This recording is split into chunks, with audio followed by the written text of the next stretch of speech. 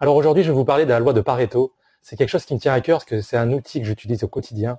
Alors peut-être qu'il y en a qui connaissent déjà ce concept, mais je pense que ils connaissent juste le nom de dire c'est 80-20 quoi. La théorie des 80-20. Alors c'est quoi la théorie des 80-20? C'est de dire que 80% des résultats sont liés seulement à 20% de cause ou 20% d'effort, on pourrait dire. Par exemple, dans ton boulot, en te concentrant sur 20% des tâches les plus essentielles, tu réalises 80% de ton boulot. Et une fois que tu as compris ça, tu peux vraiment hacker le système. Parce que tu peux te rendre compte que toutes tes tâches au quotidien, tu peux vraiment l'appliquer à tout. Donc tu vas pouvoir, en faisant que 20% d'efforts, réaliser 80% des tâches. Alors, je sais qu'il y en a qui sont vraiment perfectionnistes et que ça va pas les contenter de faire simplement 80% de résultats parce que il y en a qui vont être dans tout ou rien. Soit on la fait bien, soit on la fait pas. Et bien moi, je la fais à 80%.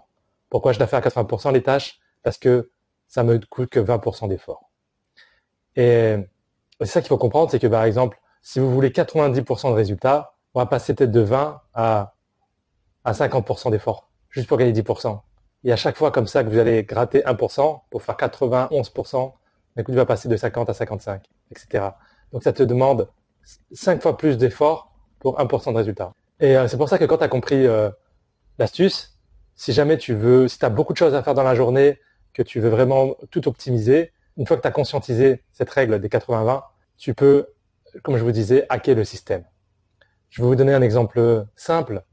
Ton ménage, si tu le fais à 80%, ça va te prendre que 20% du temps. Alors vous allez dire, ouais, c'est pas terrible, le ménage fait à 80%, c'est pas optimal. C'est vous qui voyez, encore une fois. Il vaut mieux le faire tous les jours à 80% que de le faire, par exemple, une seule fois par semaine à 100%. Ça va vous demander beaucoup moins d'efforts, un petit effort quotidien, ou le ménage une fois sur les 2 jours à 80%.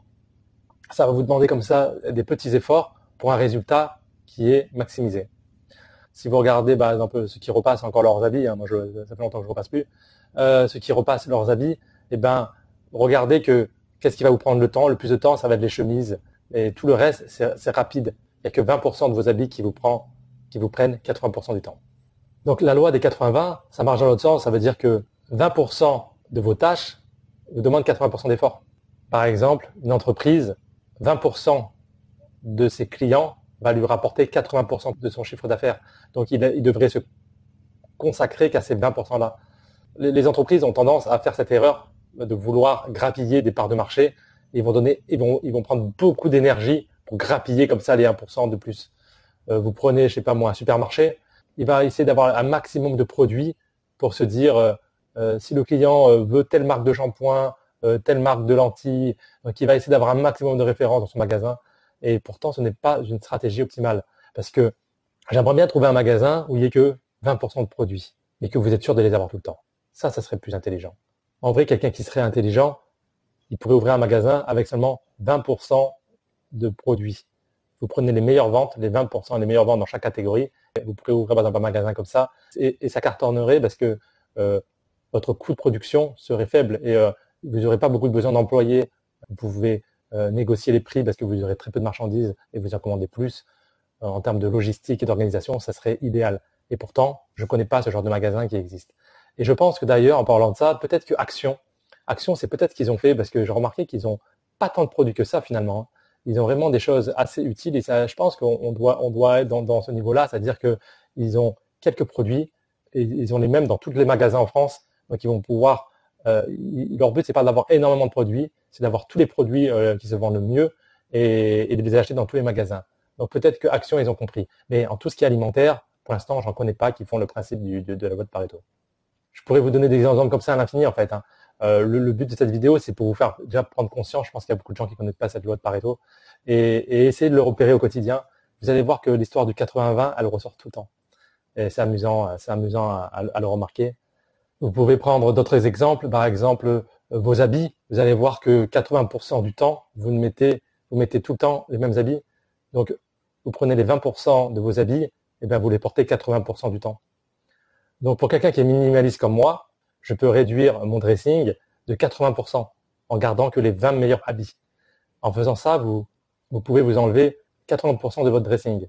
Alors, si vous voulez pas être extrême, vous pouvez déjà vous dire, si je vire 50% de mon dressing, je garde quand même des habits que je mets rarement, mais qu'on a besoin d'avoir dans des cas particuliers, genre l'hiver, quand il fait très froid, des choses comme ça. Donc, il y a des habits qu'on va mettre très rarement, mais qu'il faut avoir. Mais on peut réduire de 50% quasiment tout dans sa maison. Pareil, dans vos casseroles, dans vos plats, il y a des plats que vous allez utiliser très rarement. Vous pourrez faire le test d'éliminer, par exemple, vos casseroles. Il y a des casseroles, on a souvent 4 ou 5. Vous gardez une casserole et 2 poêles. Tous les autres, vous les mettez dans un carton au garage.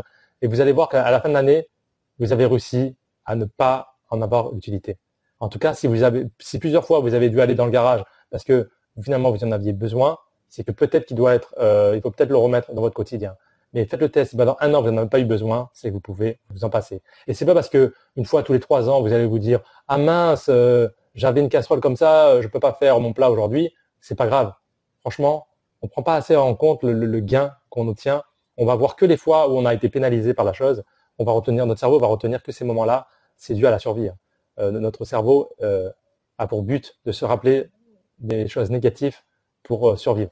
Si vous faites vraiment un travail intellectuel de vous dire non mais en vrai, toute l'année, le bien fou que ça m'a fait d'avoir la place dans mon placard, cette liberté d'esprit, de tranquillité, cette liberté si on doit déménager, d'avoir très peu d'affaires, vous allez vous rendre compte que les peu de fois où vous allez être embêté parce que vous n'avez pas le bon outil, le petit manque que ça va apporter, il est négligeable par rapport à tous les bénéfices.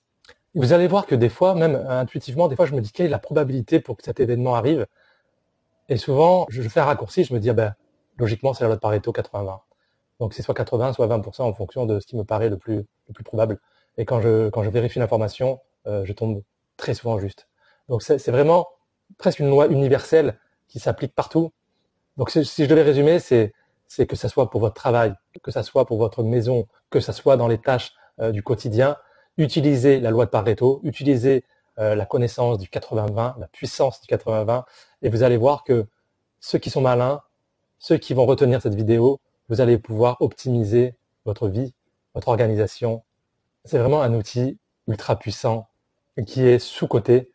Comme je vous dis, il y en a qui connaissent le principe, mais ils n'ont pas compris l'utilité de l'utilisation au quotidien. Et encore là, je vous ai donné quelques exemples, mais vous allez voir de vous-même, à chaque fois que vous allez voir l'histoire du 20, du 80, vous allez dire « Ah, mais c'est fou, ça marche vraiment dans n'importe quelle situation ».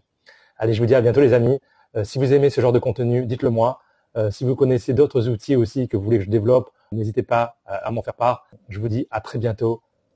Abonnez-vous, likez. Ciao.